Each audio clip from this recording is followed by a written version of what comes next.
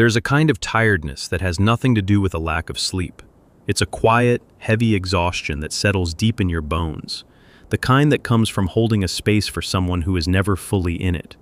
It's the tiredness of being the convenient woman. You know this feeling. It's the feeling of keeping your evening free, just in case he calls. It's the feeling of crafting the perfect, light-hearted text message after days of silence, just to make it easy for him to reply. It's the feeling of swallowing your own needs, your own disappointment, because being easygoing and understanding has become the price of admission to his life. You have become a master of availability. Your energy, your time, your emotional support, they are all there on a quiet, accessible shelf, waiting for him to reach for them. You have learned to be a soft place to land, a reliable comfort, a predictable source of warmth in his unpredictable world. And for a long time, you told yourself this was love. You told yourself this was kindness, this was patience. But then, one day, something shifts. It's not a loud, dramatic break. It's a quiet click, deep inside. Perhaps you saw your own reflection in a darkened phone screen while waiting for a reply that wasn't coming. Perhaps you heard the echo in your own voice after you once again said, "It's okay, I understand," when it wasn't okay at all. In that moment, you realize a devastating truth. You were not being loved for your presence. You were being used for your availability. You were not a partner. You were a resource. And the exhaustion you feel is the cost of maintaining an open door to a room he only ever stands in the doorway of. So you stop. You don't announce it. You don't make a scene. You simply, quietly, stop being available. You stop initiating. You stop filling the silences. You stop arranging your life around the possibility of him. You take your energy off that shelf. You close the open door, and you sit down in the stillness that follows. This silence is different. It's not the anxious silence of waiting. It is the deep, resonant silence of a decision finally made. And the central question that haunts so many women is born in this silence. What happens now? What happens to him, in his world, when the woman who was always there simply isn't? This is not a question about manipulation. This is not about learning a trick to make him chase you. To even frame it that way is to remain trapped in the old dynamic, where your actions are still centered around his reaction. The deeper exploration, the one that leads to true inner freedom, is about understanding the profound psychological shift that occurs, both in him and, more importantly, in you, when an unconscious contract is broken. When a woman stops being convenient, she does not just withdraw her time or her texts, she withdraws a mirror. And the man is suddenly left alone with his own reflection, a reflection he may not have truly looked at for a very long time. On the surface, his first reaction is often simple confusion. The system has been disrupted. The predictable pattern has a glitch. He might send a low-effort text, a meme, a simple "hey," expecting the usual warm, engaging response that reassures him of his place in your world. When that response doesn't come, or when it comes back hours later, polite but brief, something in his mind registers an error. The machine is not working as expected. This is the ego's first alarm bell. The ego, in the Jungian sense, is our center of consciousness, our sense of I. It thrives on predictability and control. The convenient woman is a powerful source of validation for a man's ego. Her constant availability confirms his importance. Her quick replies affirm his desirability. Her willingness to accommodate his schedule reinforces his sense of power in the world. She is a reliable data point that says, "I am wanted, I matter." When that data point vanishes, the ego experiences a small shock. It's like reaching for a step that isn't there. For a moment, there is a sense of disorientation. He might check his phone again. He might wonder if you're okay, but his initial concern is often less about your well-being and more about the disruption to his own emotional equilibrium. The background hum of your constant, available energy has gone silent, and the stillness is unnerving. But this is only the surface layer. The deeper process is far more significant. From a Jungian perspective, the convenient woman is not a personality type. It is a persona. The persona is the social mask we wear to navigate the world, the version of ourselves we present to be accepted, liked, and to function smoothly in society. The good girl, the cool girl, the understanding girlfriend, These are all personas. For the woman who has become too convenient, this persona has been her primary way of relating. She learned, perhaps in childhood, perhaps in past relationships, that her value was tied to her utility. To be loved, she had to be helpful. To be chosen, she had to be easy. To avoid abandonment, she had to be indispensable. And so, she built a beautiful, accommodating, and utterly exhausting mask. The problem with any persona that is lived too intensely is that it forces its opposite into the shadow. The shadow, in Jungian psychology, is the unconscious part of our personality that the conscious ego does not identify with. It is the repository of all our disowned parts. For the convenient woman, her shadow contains her anger, her resentment, her unmet needs, her fatigue, her desire to say no, and her fierce, non-negotiable boundaries. It holds the part of her that secretly screams, "What about me?" For years, you have been pushing this shadow self away. Every time you felt a flicker of resentment, you told yourself you were being selfish.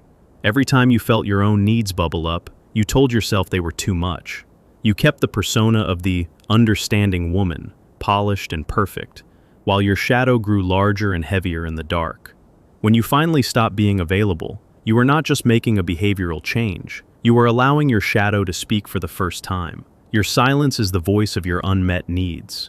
Your distance is the voice of your exhaustion. Your lack of immediate response is the voice of your reclaimed self-respect. You are, for the first time, integrating the part of you that you had disowned. And this is precisely what creates such a profound disturbance in the man's psyche. He wasn't in a relationship with a whole woman. He was in a relationship with her persona. He had an unconscious agreement with the mask, not with the person behind it. When the mask is removed, the agreement is void. His confusion then deepens into a more complex emotional state. It's not just about his ego anymore.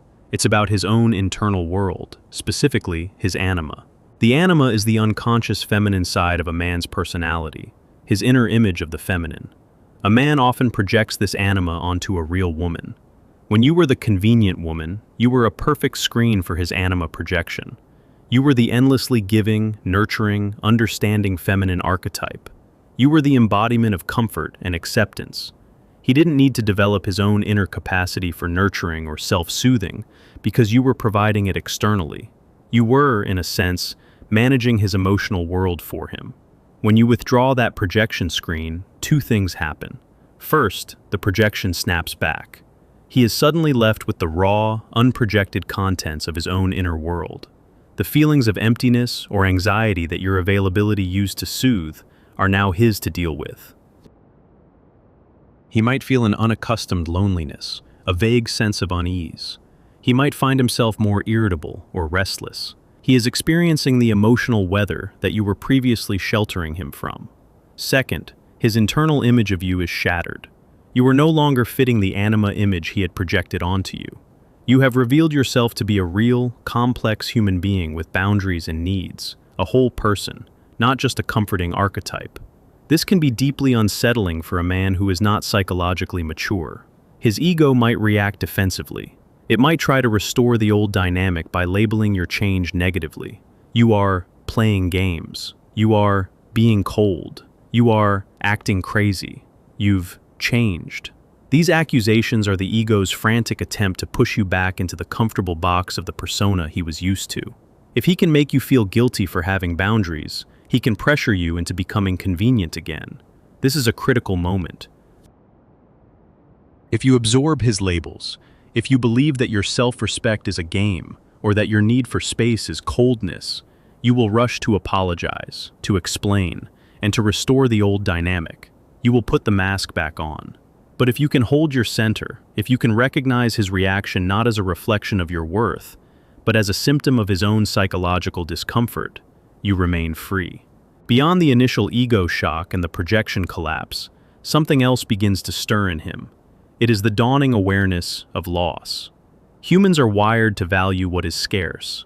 As long as you were an abundant, ever-present resource, your value was paradoxically diminished. He never had to confront the possibility of your absence, so he never had to truly appreciate your presence. When you become unavailable, you introduce the reality of absence. You are no longer just a background feature of his life.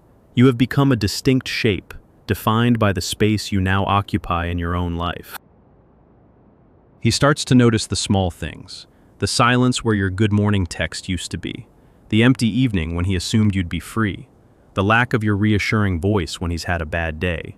This is not about him missing the services you provided. It's a deeper, more primal feeling. He is beginning to feel the absence of your unique energy. He is starting to see the contour of who you were in his life, now visible only because you have stepped away. This can trigger a fear of loss, which is a powerful motivator. But here we must be extremely careful. The goal is not to trigger his fear so he will come running back. A man who returns only out of fear of loss is not a man who has changed. He is a man who is trying to stop the discomfort of losing something familiar. He will likely revert to his old patterns as soon as you become convenient again. The true transformation, the one that holds the potential for a healthier dynamic, happens if he moves beyond the fear and into genuine reflection. This is the rarest and most difficult step for him. It requires him to ask not, "How do I get her back?" but, "Why did she leave in the first place?" This question forces him to look at his own behavior. He has to confront the ways he took you for granted. He has to acknowledge the one-sided nature of the dynamic. He has to see that your withdrawal was not a random act of cruelty, but a natural consequence of an unbalanced system. This requires a level of self-awareness and humility that not everyone possesses. If he is capable of this reflection, he will begin to see you not as an object he has lost, but as a subject who has made a choice. He will start to respect your decision, even if it hurts him. This is the moment where his perception of you fundamentally shifts. You are no longer the convenient woman. You are a woman with a center of gravity of her own. And what about you in the midst of all this? Because his journey is secondary. Your journey is the entire point.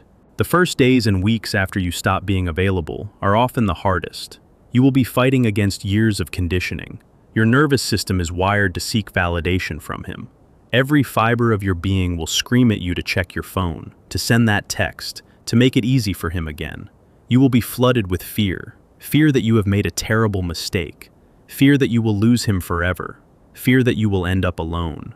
This fear is the voice of the old abandonment wound, the very wound that created the convenient woman persona in the first place. You are meeting the terrified inner child who learned that her survival depended on being pleasing and compliant. Your work is not to fight this fear, but to sit with it, to hold it. To tell that part of yourself, "I will not abandon you. I am here. We are safe, even in this uncertainty." This is the practice of self-parenting. You are giving yourself the unconditional presence that you were so desperately trying to get from him. As you hold this space for yourself, something miraculous begins to happen. The frantic, anxious energy starts to subside. The silence of your phone stops feeling like rejection and starts to feel like peace. The evenings you used to keep open for him become evenings you fill with your own life. A book, a walk, a call with a friend, the simple pleasure of your own company. You are moving the chair that was always reserved for him and learning to sit in it yourself. You are occupying your own life.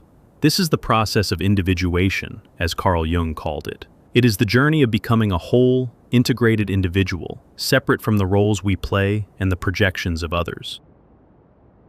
By withdrawing from the role of the convenient woman, you are taking a radical step toward your own wholeness. You are reclaiming your own psychic energy. You start to notice how much energy you were spending, the mental energy of analyzing his texts, the emotional energy of managing your disappointment, the physical energy of being on call. When that energy is no longer flowing outward toward him, it flows back into you. You may feel more creative, more focused, more alive. You are plugging the leak.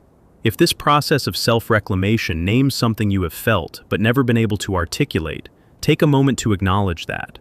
This is not just a relationship strategy, it is a profound act of psychological and spiritual homecoming. Now, let's return to the man.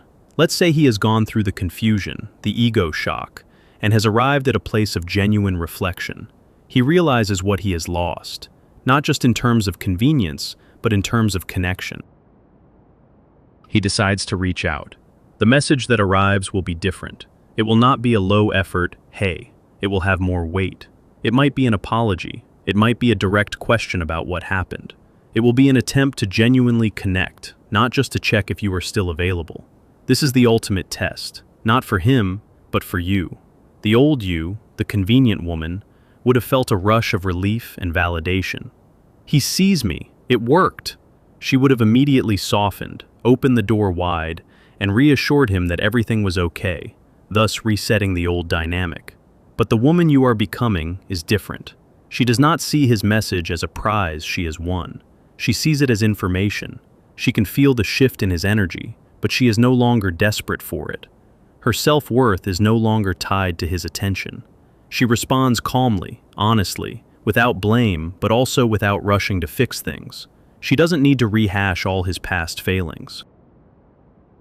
Her boundary is not a wall of anger. It is a quiet, solid fence of self-respect. She might agree to talk, but on her own terms, at a time that works for her. She is no longer rearranging her life to fit into the empty spaces of his. When he meets this new version of you, he is meeting a stranger. She looks like the woman he knew, but her energy is completely different. She is grounded. She is calm. Her center of gravity is inside herself, not orbiting around him. She doesn't need him to complete her because she is already whole. This is deeply attractive, but it is also intimidating to a man who is not ready to meet a woman as his equal. He can no longer rely on his charm or status to win her over.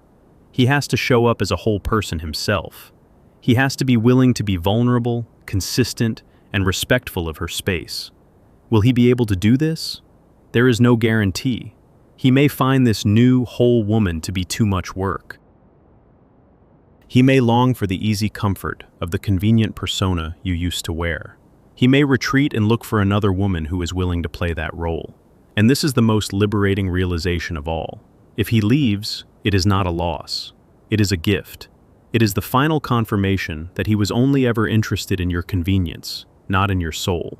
His departure clears the space for someone who is capable of meeting the real you.